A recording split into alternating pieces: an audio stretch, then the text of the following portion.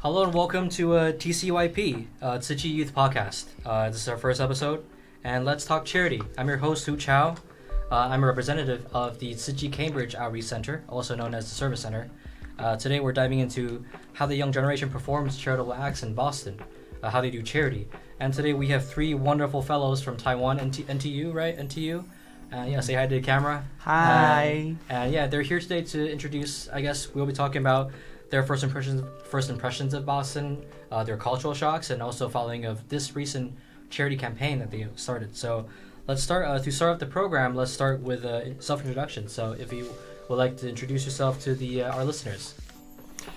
Hi, my name is Theo and I'm from NTU and my major is theater arts, so now I'm working in Huntington Theater, which is located in Boston, and now I'm an education intern in my education department in Huntington Theater. That's great. I'm Sean and I'm junior of International Relations at National Taiwan University, and right now I'm being the internship program at the Haitian Immigrant Service Organization, which called IFC USA. Yeah. Hi everybody, I'm Shumi. I'm also from NTU, and it's my third year in the veterinary medicine, and I have 4 more years to go. Yeah, unfortunately. Yeah, and I'm here. I'm working as an advocacy assistant in Animal Rescue League of Boston, and I'm just recently I just came back from the hearing session about the housing issue. Yeah. The housing issue for animals, like the shelters. The housing issue for general, but it also includes animal. But because hearing is combined a lot of different bills.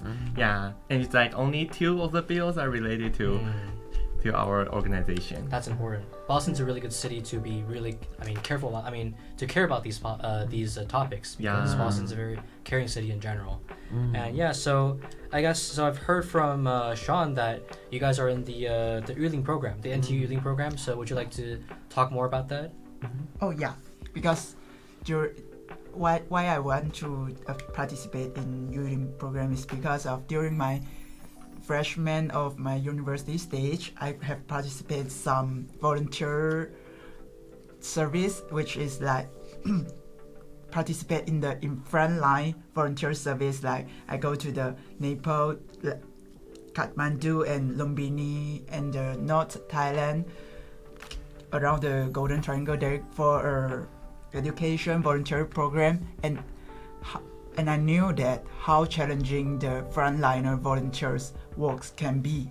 And when I know about the Yuling program is a fundraising program, I was very interested about it, because if I develop the fundraising skill, I can be the strong support of the frontliner volunteer, and yes, they can serve the community well. Yeah. So this is basically what you're kind of doing right now, right? Yeah. Right? Because I heard that. We'll be talking about the program later that they're starting. So yeah, it's a good way that you're kind of just building that foundation, so you can help. The frontline volunteers, which is they're at the very front trying to help people, and they need someone to support them. Yeah. So do you want to talk about the Yuling program more? Yeah, sure. Actually, Yuling program is hosted by Yuling Lin Foundation, which is a foundation in Taiwan, and they cooperate with our university NTU and select around 10 students, send them to Boston to do the internship program for 3 months. But before that, we have to got a selection of fundraising, just like Sean mentioned before. So actually, I was working in a foundation which is called Pearl Buck Foundation in Taiwan, and which is focusing about the issue of immigrants in Taiwan. And after that, I got the chance to go to Boston, and now I'm working in a theater company to do my internship program. Yeah, I think for my opinion, I will separate the one we do in Taiwan and one in the States. There are two different programs. Yeah, because At the first time, because my friend Vivian, she just asked me like, do you want to join the program? And I don't even know what youth program is. I had never heard about that. Yeah, and she just asked me like, do you want to? We don't even know we have to do the fundraising. But she just asked about that. Do you want to like do the social innovation? And do you want to like making some difference? And because I'm really interested in mass media. And I'm originally like, I want to be a journalist, or I even I want to be an anchor. But I'm also like, I want to be like interested in getting more touch with more like social issues, what people are really concerned about. Yeah, so like for this issue, I want to jump out of my comfort zone. So that's one reason I want to make a difference. So that's one reason I joined the youth program. And originally I know nothing about like coming to the States. Yeah, I'm just like want to do the social innovation. Yeah, I think that sounds cool, and I think that makes me like meaningful. Yeah, we can do something like this that are pretty meaningful for us. So that's, I think it's pretty simple for me to just to join the program because I want to make some difference. Yeah, well, that's I think that's what everyone, I mean, every youth in Boston that wants to make a difference, right? It's pretty much, we're trying to find our purpose, and if you can make a difference in other people's lives, that's a good purpose, right? And yeah, I mean, so we would like to talk about before coming to Boston. Was there any expectations that you had for Boston, or I mean, for US in general? Because I mean, I was here for a long time. Before I came here, I wasn't really expecting much. I guess I was really naive back then, but I mean, I assumed that you're in college now, right? And now you're coming to Boston. Was there anything that you were just expecting that US could provide to you, or like kind of what kind of experiences it could give you? Would you like to talk more about that? First of all, for me, the U.S. for a student from Taiwan, as for me, it's like somebody or like everyone thinks like the U.S. just like a big apples, fancy cities, fancy views, fancy people, fancy things like that. But and I also really want to enjoy like how fancy it is. So now I'm here like trying to experience. And the other thing is like everybody when some friends or my family member they heard of like you are going to Boston in the future, and it was like, oh wow, so you must be very talkative or very passionate about everything. So I think that's my first impression of the US. And it's also my expectation, like maybe after this internship program I will be very passionate about everything, talkative, and passionate about everything around the world. What do you think, Shumi? I think that because I know nothing about Boston, especially about the crab, about Boston pie. I have like no understanding of the city. I love Boston pie. But I haven't tried it here.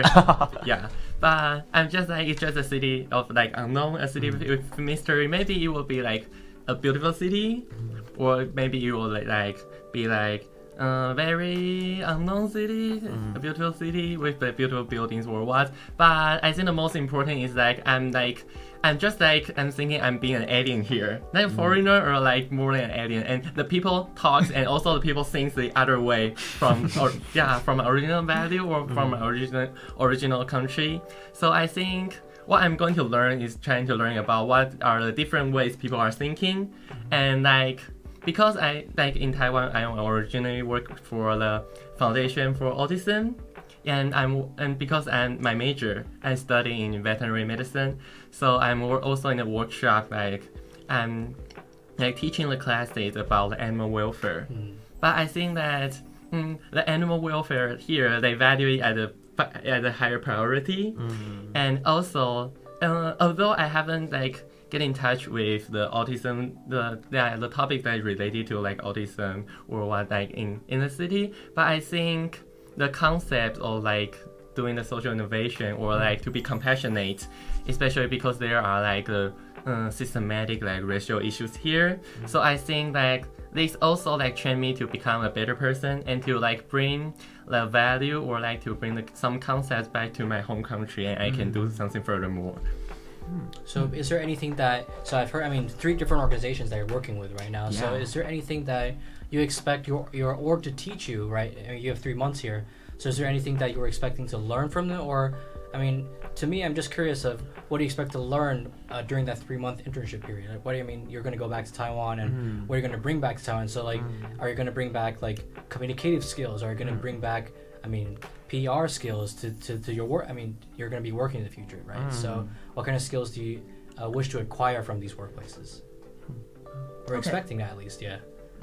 Okay, I can start first because my internship organization is the Haitian Immigrant Service organization, and what I involve assisting is like to applying the work permit, the asylum, the green card, and others documents for the clients there, and in order to meet the organization goals to help more immigrants to address the legal issue, we got a growing need of accredited staff, which means that we need a lot of accredited staff. Then they can let the applications process more more fluent. And my special project on is focusing on helping the organization that complete the accreditation process from USCIS and Department of Justice of USA. Yeah, this is my special project part. And In my explanation, I have this talk about like my internship job. What is it about? I'm an education intern here, so what I do is like because my theater companies, we have to publish their play to student matinees in universities, in high school, especially high school in Massachusetts, especially in Boston. So the things I have to do is that we have to host, like we call it pre-show workshop, like all the student matinees before coming to watch the show, they have to give them some like knowledges or like logistics of this show, history, background, or something like that. So the challenging or like my expectation of it is like I have to learn how to communicate to different kind of people generationally. Like I have to talk to teachers, our supervisors, students, different kind of people around me. So I think that's the most challenging one, and also my expectation for getting better in the future. From 16 to like 60 basically. Oh, exactly. 16 to 60? Yeah. That's tough. Like, do you find any like, is there anything hard that, I mean, if you're talking to like a person that's 16 and 60 at the same time, do you, what kind of, I figure that must be kind of hard because there's like a huge generation gap. But exactly. It's a good thing that you're speaking to like people of different age groups, right? Yeah. Because in the future, it's going to be easy for you to just communicate with different people. Yeah. Yeah. So for me, I think that the most important and the difficult one is like the language barrier. But I think that is also very good for me to practice, because when somebody know you are foreigner here, the people at the student in Boston, they're very friendly. So you can talk to them. Not that fluent, but that's totally fine. You can try to understand them, and they try to understand you. And I think that's the meaning of the communication, instead of like just let them like, oh, I want to let you know that, I want to let you know that, like that. Yeah. That's great. Oh, yeah. I think it's also a concept in mass media, although that's not related to our topic, but it's like to make from the 7 or to the 80. For all the people to know what you are trying to convey, what you are talking about is. I think it not only applies to mass media, it also applies in every communication.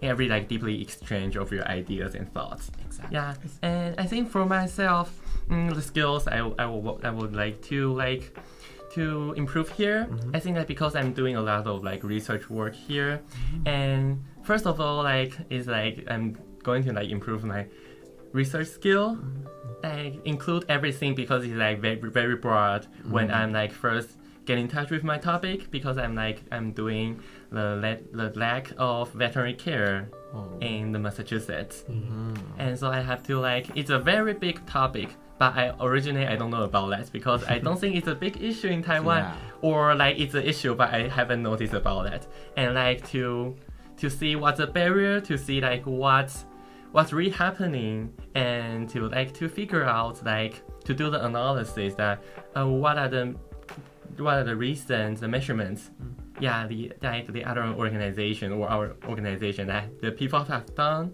or like is it effective, or like have people know about resources. And I think that one thing is very important to me because I'm really a project-based person. Yeah, I really like focus on a project, and I'm worrying that because my mentor, she's really intelligent and she really knows a lot of things.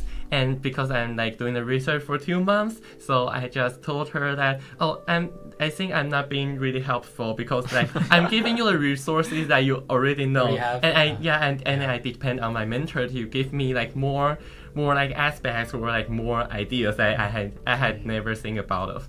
Yeah, but I think like it's also in the CFS side in like what we take courses in, and they give us I think an important like concept is called like the human-centered design, and I think it's very important to be like human-centered. Yeah, because also my mentor told me that we don't have to do all the things to do like a deliverable, or do we need to have a resource of everything, or we need to like have the amount of numbers, or have the like qualitative data. She says that the things can be quantitative, and it's more valuable if we listen to the stories from the people instead of just like, oh, because I'm really curious about that. I cannot get the data. I don't know like how many people are like influenced, yeah, and how many people are used, and how many animals are helped, and like how many amount of money that do they like support into it. But I finally like realized that, oh, is that really important to really compassionate like to people, rather to people or animals. It's very important to be human-centered, human-based. Like we basically have, Sean, I think he's more on the legality side, where you do accreditation for working with the government to kind of work with the government to give people like work permits. Yeah. And we have Theo here working with different age groups of people in the theater industry, and you have to be really good at communication because there's a lot of time where you just have to talk with people and work things out. And at last we have Shumi, right? Shumi, more on the research intelligence side, where you have to kind of just stick through stuff. And it's great that you have a great mentor, because I feel like on that side you really need a good mentor to guide you through that process. It's hard to do things alone if you're in a project. Like no one works on a project themselves. So it's good. So I guess now we'll move on to our next topic, which is the cultural shock. The continuation of this episode is still in the works. If you would like to be notified for episode 2, contact us through Facebook or Instagram. If you would like to appear on future podcasts, please contact chao.hu@us.cg.org.